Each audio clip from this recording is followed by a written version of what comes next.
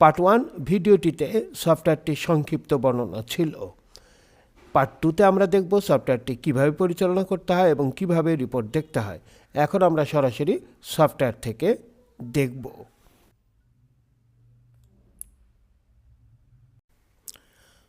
প্রথমে আমরা এই সফটওয়্যারটিতে কি কি আছে তা খুবই সংক্ষেপে আলোচনা করব, পরে এগুলির বিস্তারিত আলোচনায় যাব। প্রথমে আসি নোটে। এখানে যে কিছু জিনিস লিখে রাখা যাবে, অ্যাটাচমেন্টে ভাউচারগুলো অ্যাটাচ করে রাখা যাবে, ফলে হারানোর ভয় থাকবে না। এরপরে আসি বুক লোকেশন। অ্যাডভান্স সার্চে কোনো একটি বইয়ের নাম লিখে সার্চ করলে বইয়ের লোকেশন জানা যাবে। এখানে আমরা বুক অর্ডার করতে পারবো এবং ভ্যাট এবং ট্যাক্সের হিসাব করতে পারবো। তারপরে যে বইগুলো আমরা কিনবো সেই তথ্যগুলো এখানে থাকবে। এরকম সকল তথ্য যখন এখানে থাকবে তখন আমরা কিন্তু রিপোর্ট পেয়ে যাব, এই ধরনের 6টি রিপোর্ট। এই 6টি রিপোর্টের আলোচনা আমরা পরে আলোচনা করব। এরপরে আসি যে শিক্ষার্থী যখন বই নিয়ে যাবে এবং ফেরত দেবে তার তথ্য এখানে থাকবে। যেমন এখানে রিটার্ন ডেট ফাঁকা আছে। এই রিটার্ন ডেট ফাঁকা মানে স্টুডেন্টরা এই বইগুলো ফেরত দেয়নি এবং তাদের তথ্যগুলো এখানে থাকবে। এখন আমরা এই সফটওয়্যারটির কিছু কিছু ক্ষেত্রে বিস্তারিত আলোচনা করব। Add book list. এই পেজটিতে সকল বইয়ের তথ্য আছে। এটি ইচ্ছা করলে এক্সেল ফাইল থেকেও কিন্তু আমরা ইম্পোর্ট করে নিতে পারি। এছাড়াও এডিট করা যাবে, ইনলাইন অ্যাড তো করা যাবেই। এরপরে বুক লোকেশন এবং কোয়ান্টিটি। এখান থেকে আমরা দেখতে পাচ্ছি যে একটা বই কত নম্বর আলমারিতে এবং কত নম্বর সেলফে আছে তা দেখাচ্ছে। উদাহরণ হিসেবে মনে করি আমি একটি বই সার্চ করতে চাই, সেই বইটি কোথায় আছে তা বের করতে চাই, তাহলে আমরা কিন্তু এখানে এরকম করে ভৌত রসায়ন লিখলেই আমরা এখানে পেয়ে যাব। যেরকম ভৌত রসায়ন 2 এখানে ক্লিক করতে হবে সার্চে, তাহলে কিন্তু আমরা পেয়ে যাব যে 2 নম্বর আলমারির 3 নম্বর সেলফে ভৌত রসায়ন 2টা আছে এবং 5টি আছে। এটি এডিট করা যাবে এবং এটি ক্যান্সেল করে দিলাম। তো এইভাবে আমরা যে কোনো বই খুব দ্রুত কিন্তু সেলফের কোথায় আছে তা সার্চ করে বের করতে পারি। এছাড়াও এর পরের একটি রিপোর্ট আছে। এই রিপোর্টে যদি আমরা ক্লিক করি এখানে কিন্তু সেলফে কত করে বই আছে সেটা দেখাচ্ছে এবং টোটাল কতটা বই আছে। এখন আমরা মনে করি যে 1 নম্বর আলমারিতে কতটি বই আছে সেটা আমরা এখন একটু জানতে চাই, তাহলে আমরা কিন্তু A-1 দিয়ে এখানে এতটুকু লিখে সার্চ করব, তাহলে আমাকে দেখাবে 1 নম্বর আলমারিতে 68টি বই আছে। মনে করি এ মাসে আমাদের কিছু বই কিনতে হবে, তাহলে এইখানে ক্লিক করে এখান থেকে আমরা সিলেক্ট করব। তবে সিলেক্ট করবার আগে আমরা কিন্তু একটা কাজ করে আসতে পারি। এখানে যে রিপোর্টগুলো আছে, আয়কার কেনা বইগুলোর 6টি রিপোর্ট আছে, এগুলো দেখেও কিন্তু আমরা সিদ্ধান্ত নিতে পারি যে কোন বইগুলো নিব। উদাহরণ হিসাবে আমি একটা রিপোর্ট দেখতে পাচ্ছি এখানে। কবির পাবলিকেশন থেকে আমরা 2য় বর্ষ, 1ম বর্ষ, 3য় বর্ষের বই কিনেছি, কিন্তু 4র্থ বর্ষের বই কিনিনি। কাজে আমরা ইচ্ছা করলে যদি সিদ্ধান্ত নেই যে 4র্থ বর্ষের বই কিনব, তাহলে আমরা এখান থেকে কবির পাবলিকেশনের 4র্থ বর্ষের বই কিনতে পারি। তাহলে সেই ক্ষেত্রে আমরা এখানে ক্লিক করে মনে করি 3টি বই কিনব, এটা সিলেক্ট করে আমরা কিন্তু এক্সপোর্ট সিলেক্টেডে ক্লিক করলে এক্সেলে এক্সপোর্ট হবে এবং সেটাই পারচেস টেবিলে, অর্থাৎ এইখানে যে পারচেস বুক আছে এই পারচেস বুকে ইম্পোর্ট করা যাবে এবং ইম্পোর্ট অলরেডি আমি করেছি। করলে এরকম একটি বিষয় আসবে, এই তথ্যগুলো এখানে ঢুকে যাবে। এখন এখান থেকে আমরা সব কটা সিলেক্ট করে একসাথে এডিটও করতে পারি। এখানে আমরা একটা তারিখ অলরেডি দিয়েছি, আর এখানে বইয়ের যে মূল্য লেখা থাকে সেই লেখা আছে, এগুলো কিন্তু চেঞ্জ করা যাবে। ডিসকাউন্ট 30%। এখন 10টার জায়গায় ইচ্ছা করলে 8টা দেওয়া যাবে, আবার 10টাও দেওয়া যাবে। এখানে দেখা যাচ্ছে এটা কিন্তু অটোমেটিক এই হিসাবটা হয়ে যাচ্ছে। ডিসকাউন্ট 30%-এ অটোমেটিক হচ্ছে এবং কোয়ান্টিটি অটোমেটিক হচ্ছে।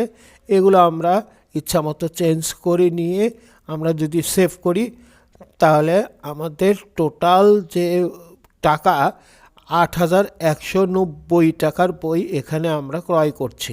এখন সুবিধাটা হচ্ছে এই সফটওয়্যারের, আমরা কিন্তু এখানে অটোমেটিক ভ্যাট এবং ট্যাক্সের হিসাবটাও করতে পারি। কিভাবে আমরা ভ্যাটের হিসাবটা করতে পারি, এখানে আমাদের অবশ্যই ওই একই তারিখ দিতে হবে। সিরিয়াল নাম্বারে 1001 অর্থাৎ 1000-এর উপরে যে কোনো সংখ্যা দিতে হবে। আর এটি হচ্ছে ভ্যাট প্রথমে দেই, ভ্যাট দিলে কবির পাবলিকেশনের ভ্যাট। তাহলে এইখানে আমাদের টোটাল কত টাকার বই কেনা হয়েছে, 8190 টাকার বই কেনা হয়েছে। এর ভ্যাট হচ্ছে 7.5%, তাহলে 7.5। অটোমেটিক ভ্যাট কত টাকার তা কিন্তু এখানে এসে গেছে। তারপরে এটা আমরা সেভ করে নিব।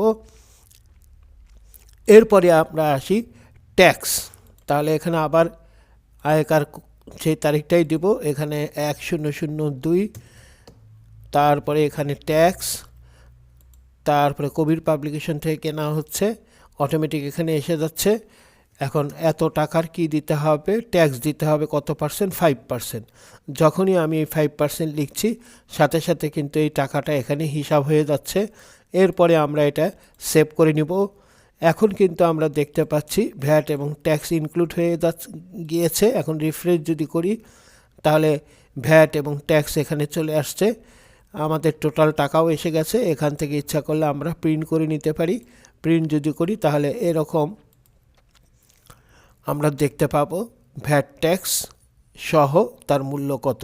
এইভাবে আমরা কিন্তু বইয়ের ক্রয় করতে পারি এবং এটাই কিন্তু ভাউচার হিসাবেও ব্যবহার করা যেতে পারে।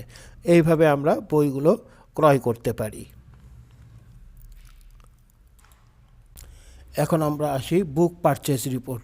এ পর্যন্ত যত বই কেনা হয়েছে তাদের রিপোর্টগুলো এখান থেকে দেখা যাবে। 6টি রিপোর্ট আছে। প্রথমে আমরা দেখে নিই এই রিপোর্টটি। এখানে কোন তারিখে মোট কত টাকার বই কেনা হয়েছে এবং কোন পাবলিকেশন থেকে কেনা হয়েছে সকল তথ্য এখান থেকে পাওয়া যাবে। এখানে প্রিন্ট করে নেওয়া যাবে, এক্সেলে এক্সপোর্ট করা যাবে। এরপরে আসি এই রিপোর্টটি। এখান থেকে আমরা কিন্তু তারিখ ওয়াইজ কত টাকার বই কেনা হয়েছে এবং কতটি বই কেনা হয়েছে সকল তথ্য পাওয়া যাবে। এবং অ্যাডভান্স সার্চ এটি ব্যবহার করে একটি অর্থ বছরে মোট কত টাকার বই কেনা হয়েছে তার রিপোর্ট কিন্তু আমরা এখান থেকে পেয়ে যাচ্ছি। এরপরে আমরা আসছি পাবলিকেশন। কবির পাবলিকেশন থেকে আমরা কোন কোন তারিখে মোট কত টাকার বই কিনেছি তার তথ্য এখানে আছে। টোটাল বুক পারচেজ অর্থাৎ একটি বই কতটি কপি করে কেনা হয়েছে এ পর্যন্ত তার তথ্য এখান থেকে পাওয়া যাবে। এরপরে আমরা আসছি ক্লাস ওয়াইজ। প্রথম বর্ষে কত টাকার বই, দ্বিতীয় বর্ষের কত টাকার বই, এভাবে আমরা মোট কত টাকার বই কিনেছি। এবং এটি অবশ্যই অর্থ বছর দিয়েও সার্চ করা যাবে, যেরকম এখানে আমি ইতিমধ্যে করে রেখেছি।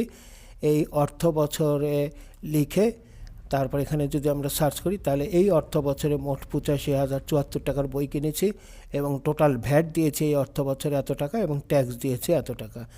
এইভাবে আমরা খুব সহজে সার্চ অপশন ব্যবহার করে অনেক ধরনের রিপোর্টই তৈরি করতে পারবো বা দেখতে পারবো।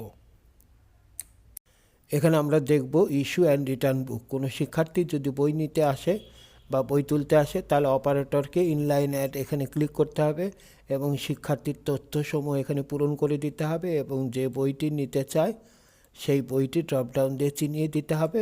তারপরে এখান থেকে এক্সপায়ারি ডেট দিয়ে সেভ করতে হবে। ইস্যু ডেট কিন্তু অটোমেটিক এখানে থেকে যাবে। তারপরে এখান থেকে যখন সেভ করবে বা এখানে ক্লিক করে সেভ করবে তখন এটি সেভ হয়ে যাবে। সেভ হওয়ার পরে কিন্তু অপারেটর এই তথ্যগুলো আর চেঞ্জ করতে পারবেন না, তবে এই টেবিল থেকে অর্থাৎ অ্যাডমিন টেবিল থেকে সবই করা যাবে। তো যাই হোক, আমরা এখানে সেভ না করে কেটে দিলাম কারণ আগে থেকে কিছু তথ্য আমাদের এখানে লিখে রাখা আছে। এখন কোনো শিক্ষার্থী যেরকম সাইজ যদি বই ফেরত দিতে চায় তাহলে অপারেটরকে এখানে আবার ক্লিক করতে হবে। এখন এই ক্ষেত্রে কিন্তু অন্যগুলো আর এডিট করা যাবে না। এখানে এক্সপায়ারি ডেট তো আছেই, রিটার্ন ডেটে গিয়ে 10 তারিখ এটা রিটার্ন ডেট করে দেওয়া হলো, ধরি আজকে মার্চ মাসের 10 তারিখ, তারপরে এখান থেকে সেভ করে দিতে হবে। তাহলে তার বই কিন্তু রিটার্ন হয়ে গেল। এখন আমরা জানতে চাচ্ছি কারা কারা এই বইগুলো ফেরত দেয়নি। যে রিটার্ন ডেটগুলো ফাঁকা আছে তো এগুলো কিন্তু আমরা একবারে সার্চ করেও তা বের করতে পারবো। তাহলে আমরা যাব অ্যাডভান্স সার্চে। অ্যাডভান্স সার্চে গিয়ে আমরা নিচে দেখতে পাচ্ছি রিটার্ন ডেট, এটাতে এমটি দিতে হবে। দিয়ে যদি আমরা সার্চ দিই তাহলে যে রিটার্ন ডেটগুলো শুধু ফাঁকা শুধু সেগুলো এখানে দেখাবে, অর্থাৎ এই শিক্ষার্থীগুলো বই ফেরত দেয়নি। এখন আরও একটি বিষয় এখানে জড়িত, যেরকম 30 তারিখ, মার্চ মাসের 30 তারিখে ফেরত দেওয়ার কথা, এ কিন্তু এখনও ফেরত দেওয়ার কথা না আজকের তারিখ অনুসারে, তাহলে সার্চে এটি আসা উচিত না। তাহলে এই ক্ষেত্রে আমরা একটু বুদ্ধি খাটিয়ে এটাকে বাদ দিতে পারি, যেমন অ্যাডভান্স সার্চে আবার যেতে হবে। আর এখানে যে এক্সপায়ারি ডেট ছিল, এই এক্সপায়ারি ডেটকে এখন দিতে হবে লেস দেন, আর আজকের তারিখ যদি হয় 10 তারিখ, তাহলে সেই তারিখ সিলেক্ট করে দিতে হবে। এখন যদি আমরা সার্চ করি তাহলে কিন্তু সেই শর্ত অনুসারে সুন্দর করে এসে গেছে, অর্থাৎ এদের এক্সপায়ারি ডেট পার হয়ে গেছে, এদের বই ফেরত দেওয়ার কথা, কিন্তু এরা বই ফেরত দেয়নি। এদের নাম এবং মোবাইল নাম্বার আছে, কাজে খুব সহজেই তাদেরকে এভাবে চিহ্নিত করা সহজ হবে।